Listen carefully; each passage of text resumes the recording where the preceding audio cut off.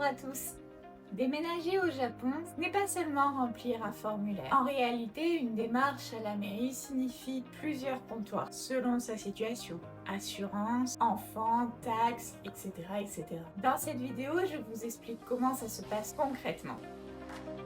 La première étape est à la mairie de l'endroit que vous quittez. Mais contrairement à ce qu'on pourrait penser, ce n'est pas un seul guichet, une seule formalité. On commence par le Tenshitsu Todoke, la déclaration de départ. Une fois cette demande enregistrée, on vous dirige vers un autre comptoir, toujours en fonction de votre situation personnelle. Par exemple, comme je vous l'ai dit précédemment, le comptoir pour l'assurance maladie, celui pour le service des enfants, celui des taxes, parfois éducation ou logement. Tout le monde ne va pas passer forcément par les mêmes, mais dans la globalité, assurance, taxes, vous l'aurez forcément. Il faut donc prévoir un bon moment puisque passer à tous les comptoirs peut prendre pas mal de temps. Chaque étape, si tout va bien, est relativement rapide, mais tout de même.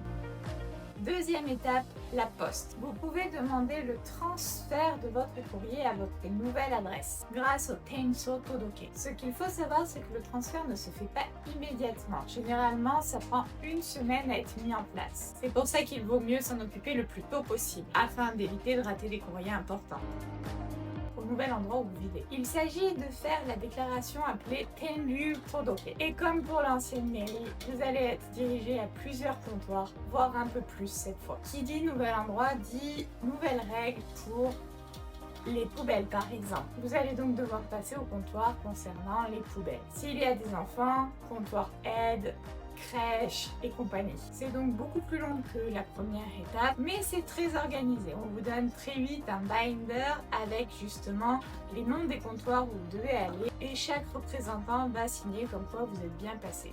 Mon ressenti personnel, c'est que dans le fond, ce n'est pas très compliqué. C'est juste long et parfois un peu pénible. Si par exemple moi, comme ça a été le cas cette fois, votre compagnon n'est pas là, il est préférable que vous ayez tous les papiers en main et les informations au préalable. Sachez que pour la première mairie et la deuxième, il est très important d'avoir avec vous les My Number Card de toutes les personnes du foyer. Comme moi, vous êtes étranger, il faut absolument avoir aussi votre carte de résident. En résumé, les étapes sont la mairie de votre ancienne adresse, la poste en anticipant le temps que ça prenne une semaine pour être mis en place et la mairie du nouvel endroit pour finir. Si vous avez des enfants, il est possible en plus qu'on vous redirige vers un autre endroit pour après inscrire justement votre enfant, recevoir les papiers concernant les vaccins, etc. En tout cas, j'espère que cette vidéo vous aidera à aborder le déménagement au Japon de manière plus sereine si jamais vous devez déménager. N'hésitez pas à me laisser en commentaire si vous avez des questions concernant les déménagements ou autres. Et si ce n'est pas encore fait, abonnez-vous pour ne rien manquer des vidéos sur Hiro et Maman. Et on se dit à très vite. Ciao ciao.